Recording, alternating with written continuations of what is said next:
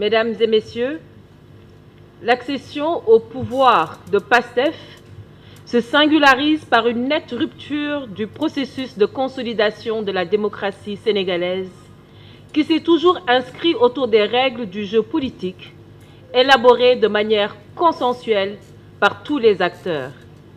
En effet, les élections législatives de novembre 2024 ont été caractérisées par une opacité notoire, allant de la dissimulation de la date du scrutin pour surprendre l'opposition, jusqu'à l'utilisation massive de la violence et les arrestations arbitraires, notamment à Dakar, le tout pour s'octroyer une majorité parlementaire mécanique.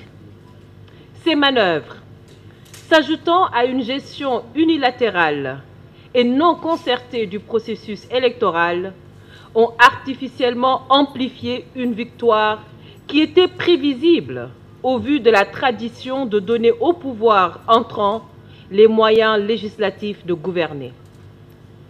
Cependant, en dépit de ces manœuvres et de la transhumance massive des maires, 3 721 932 Sénégalais, soit plus de la moitié des électeurs, n'ont pas jugé utile d'aller voter.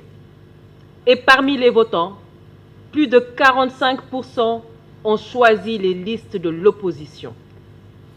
Tout le monde comprend dès lors que la composition de l'Assemblée nationale, avec plus des 2/3 de députés affiliés à PASTEF, ne reflète aucunement la réalité du rapport des forces politiques de notre pays. La démocratie, supposant une expression plurielle des opinions, ces Sénégalais qui se sont exprimés massivement contre le pouvoir PASTEF ont droit à la parole et à une représentation efficace. Telle est la première raison de notre décision de rassembler toutes les forces vives de la nation. Il s'y ajoute que le pouvoir PASTEF s'enlise dans une logique de règlement de compte et une volonté de liquidation des libertés démocratiques, si chèrement conquises par des décennies de lutte de notre pays, de notre peuple. Plusieurs journalistes et opposants ont été injustement emprisonnés ou poursuivis en justice en raison de leurs opinions. Certains détenus sont maintenus en prison pour des raisons opaques, malgré que des conclusions des enquêtes leur soient favorables ou totalement favorables. Le poste de vice-président de l'Assemblée nationale, dévolu à l'opposition, a été illégalement confisqué par la majorité mécanique de PASTEF.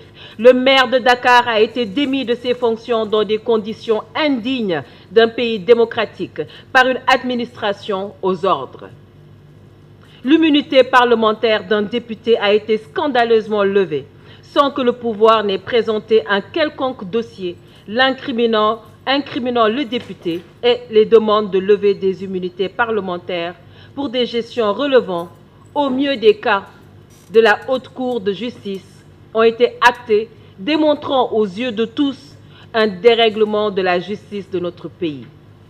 Comme si l'administration ne devait plus reposer sur le principe de neutralité pendant de l'impartialité de l'État. Les manifestations pacifiques des populations sont systématiquement interdites. Une campagne insidieuse est orchestrée contre les partis politiques et par conséquent, l'esprit d'une compétition démocratique plurielle de plus en plus remise en question. Et pour la première fois de notre histoire, une révision ordinaire des listes électorales est engagée sans y associer les partis d'opposition.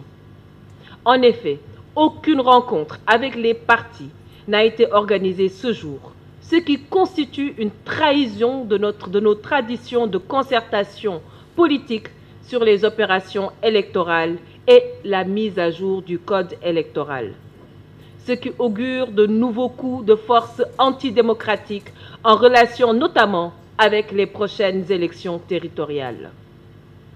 Par ailleurs, les dirigeants de PASTEF, manifestement peu préparés à gérer le pouvoir, ont, en l'espace de quelques mois, et à coups de tâtonnements, de populisme et de promesses sans lendemain, finit d'entraîner de larges secteurs de la population dans la paupérisation et le désarroi. La quasi-faillite de l'État. Après 10 mois de gestion aventuriste et médiocre de nos finances publiques, vient d'être officiellement avouée par le pouvoir. Et ce sont les populations déjà pressurisées qui en paient le prix. À l'exemple des victimes des inondations dans la vallée du fleuve Sénégal, qui se plaignent de l'absence de soutien effectif du gouvernement, malgré les importants moyens qui avaient été annoncés aux paysans, à des paysans confrontés à l'échec de la campagne agricole, notamment arachidière, sans que le gouvernement ne songe un seul instant à des mesures de solidarité. Dans le même temps, les étudiants se mobilisent contre le non-paiement de leurs bourses et le blocage des chantiers d'infrastructures universitaires.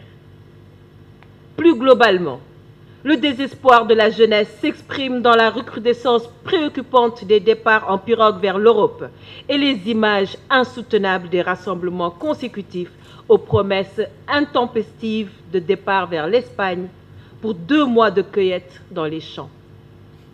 C'est donc peu dire que d'indiquer que la désillusion a commencé à s'installer partout sur le territoire national. Ces raisons majeures fondent notre engagement à nous mobiliser pour défendre notre République, dont les valeurs fondamentales se trouvent gravement menacées par les agissements du pouvoir PASTEF. C'est pourquoi nous décidons de constituer une alliance dénommée Front pour la défense de la démocratie et de la République, FDR. La vocation du FDR est de rassembler l'ensemble des forces vives de la nation en vue de donner forme et contenu à la résistance du peuple sénégalais contre les politiques néfastes du pouvoir PASTEF. Le FDR engagera dans les prochaines semaines des actions décisives autour des exigences suivantes. D'abord, défense des libertés et des droits démocratiques, notamment la libération immédiate et inconditionnelle de tous les prisonniers politiques et la fin des persécutions contre les opposants, les journalistes et les voix critiques. Le respect effectif des droits constitutionnels, en particulier la liberté de manifestation pacifique et la liberté d'expression. Deuxièmement, gestion démocratique du processus électoral, et notamment l'ouverture immédiate de concertations politiques autour de l'évaluation des élections présidentielles et législatives et la revue du code électoral, la révision concertée de la législation sur les partis politiques, respectant le pluralisme et l'ensemble des garanties offertes par la Constitution. Troisième point, solidarité avec les populations en lutte. Le FDR apportera un soutien actif à l'ensemble des luttes engagées par les forces vives pour défendre leurs droits sociaux et économiques contre les agressions du pouvoir PASTEF. Je vous remercie.